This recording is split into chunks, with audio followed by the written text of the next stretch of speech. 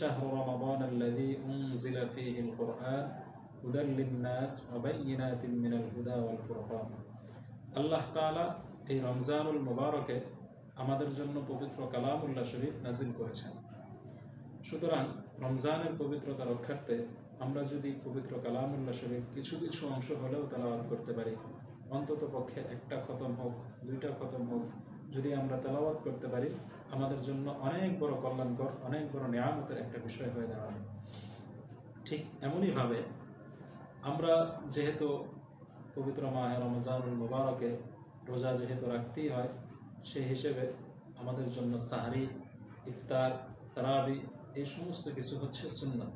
এই সুন্নতগুলো পালন করেও আমরা নিয়ম মতো আমরা এই সুন্নতগুলো নিয়ত করে নিয়ম মতো যদি পালন করতে পারি, এটাও আমাদের জন্য একটা সুন্নতের সওয়াব আল্লাহ তাআলা আমাদের আমলনামায় লিখে দেবেন। এর পাশাপাশি আল্লাহ তাআলা এই রমজান মাসে আমাদের জন্য আরও কয়েকটা সুযোগ রেখে দিয়েছেন। যেমন এই পবিত্র মাহে রমজানুল মুবারকে সাহরের জন্য আমাদেরকে অবশ্যই ফজরের আগে তথা তাহাজ্জুদের যে ওয়াক্ত, সেই ওয়াক্তে আমাদের উঠতে হয়। অন্যান্য মাসের তুলনায়, অন্যান্য সময়ের তুলনায় এই রমজানে যেহেতু আমরা সাহরের জন্য তাহাজ্জুদের সময় উঠতেই হয়, সেই হিসেবে আমলের নিয়তে 2 রাকাত, 4 রাকাত, 8 রাকাত, 10 রাকাত আমরা তাহাজ্জুদের নামাজ পড়ে নিতে পারি। এই তাহাজ্জুদের ব্যাপারে আল্লাহ রাসূল সাল্লাল্লাহু আলাইহি ওয়াসাল্লামকে আল্লাহ তাআলা পবিত্র কালামুল্লাহ শরীফে ইরশাদ করেন, ওয়া মিনাল লাইলি ফাতাহাজ্জাদ বিহি নাফিলাতাল লাক আসা আন ইয়াবআসাকা রাব্বুকা মাকামান মাহমুদা। আল্লাহ তাআলা রাসূলুল্লাহ সাল্লাল্লাহু আলাইহি ওয়াসাল্লামের জন্য এই তাহাজ্জুদটাকে নফল হিসেবে দুনিয়াতে পাঠিয়েছেন। যেমনভাবে আল্লাহর নবী সাল্লাল্লাহু আলাইহি ওয়াসাল্লামের জন্য এই তাহাজ্জুদটা নফল, ঠিক তেমনইভাবে উম্মতি মুহাম্মাদের জন্য এই তাহাজ্জুদটা নফল নামাজ। কিন্তু যদিও এই তাহাজ্জুদটা নফল, কিন্তু আল্লাহ তাআলার কাছে অত্যাধিক বেশি প্রিয় একটি আমল এই তাহাজ্জুদ। সুতরাং আমরা যারাই সাহরিতে উঠব, আমাদের রোজার নিয়ত যেহেতু অবশ্যই রয়েছে, সবার সাহরিতে আমাদের উঠতেও হয়, আমরা সবাই 2-5 মিনিট 10 মিনিট অন্তত হাতে সময় নিয়ে এই তাহাজ্জুদের নামাজটা আদায় করার চেষ্টা করব। এর পাশাপাশি রমজানুল মুবারকে আল্লাহ তাআলা আমাদের জন্য ওয়াজিব কিছু আমল রেখেছেন। যেমন সদকাতুল ফিতর আদায় করা। এই সদকাতুল ফিতর আদায় করা আমাদের জন্য ওয়াজিব। অবশ্যই এই সদকাতুল ফিতর আমরা সম্মিলিতভাবে সবাই নিজেও এই সদকাতুল ফিতর দান করে আমল করব, এবং আমার পরিবার পরিজন যারা রয়েছে তাদেরকেও এই আমল করার জন্য উদ্বুদ্ধ করব। এর পাশাপাশি অন্ততপক্ষে রমজানের শেষ দশকে এতেকাফ, মসজিদে বসে এতেকাফ করা। যদি কোনো ব্যক্তি এতেকাফ করলো, সে আল্লাহ তাআলার পরিবারের একজন সদস্য হয়ে গেল। সুবহানাল্লাহি ওয়া বিহামদিহি সুবহানাল্লাহিল আযীম। দুনিয়ার জমিনে সর্বোত্তম কাজ, সর্বোত্তম জায়গা হচ্ছে মসজিদ।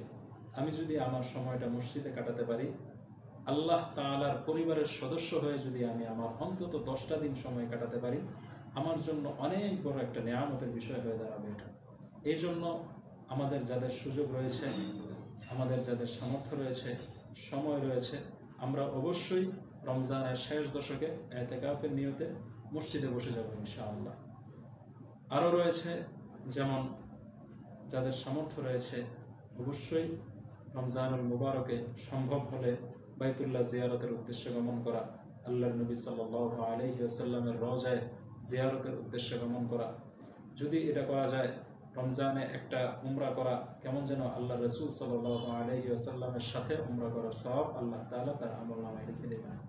সুতরাং যাদের সামর্থ্য রয়েছে, যাদের পক্ষে সম্ভব, আল্লাহ তাআলা তাদেরকে যেন অবশ্যই আমরা সবাই নিয়ত করি এই রমজানুল মুবারকে আমরা একটা উমরার জন্য হলেও আমরা মক্কা গমন করব ইনশাআল্লাহ।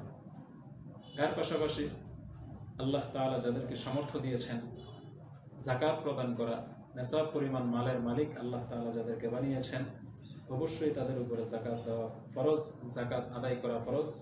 আল্লাহ তাআলা পবিত্র কালামুল্লাহ শরীফে বিভিন্ন জায়গায় বারবার বলেছেন, ওয়া ইকামাস সালাহ ওয়া ইতাইজ যাকাত, এরকমভাবে যাকাত আদায় করার জন্য নির্দেশনা দিয়েছেন। সুতরাং যেহেতু আল্লাহ তাআলা এই জাকাত প্রদানের জন্য নির্দেশনা দিয়েছেন, আর ইসলামের মৌলিক ভিত্তির মধ্যেও এই জাকাত একটা অন্যতম ফরজ বিধান, সেই হিসেবে অবশ্যই আমরা আমাদের নেসাব হিসাব করে করে, আমাদের সম্পদের হিসাব করে করে এই জাকাত আমরা প্রদান করার চেষ্টা করব ইনশাআল্লাহ। রমজানে এই জাকাত যদি আমরা প্রদান করতে পারি, আমাদের জন্য অত্যন্ত অনেক বেশি সওয়াবের ভাগীদার আমরা হতে পারবো। কারণ আল্লাহ তাআলা অন্যান্য মাসের তুলনায় এই রমজানুল মুবারকে যদি কেউ দান করে, সেটা আল্লাহ তাআলার কাছে অনেক বেশি পছন্দনীয়। সুতরাং আমাদের যাদের নেসাব পরিমাণ মাল রয়েছে, আমরা হিসাব করে এই রমজানে জাকাত প্রদান করার চেষ্টা করব ইনশাআল্লাহ। যে আমলের কথাগুলো বলা হলো, আল্লাহ তাআলা আমাদের সকলকে এই আমলগুলো করার তৌফিক দান করুন এবং আরও বেশি বেশি আমল করার তৌফিক দান করুন। এই রমজানটাকে কাজে লাগিয়ে, এই রমজানটাকে নাজাতের উসিলা বানিয়ে আমাদেরকে এই রমজানটা শেষ করার তৌফিক আল্লাহ তাআলা দান করুন। আমিন।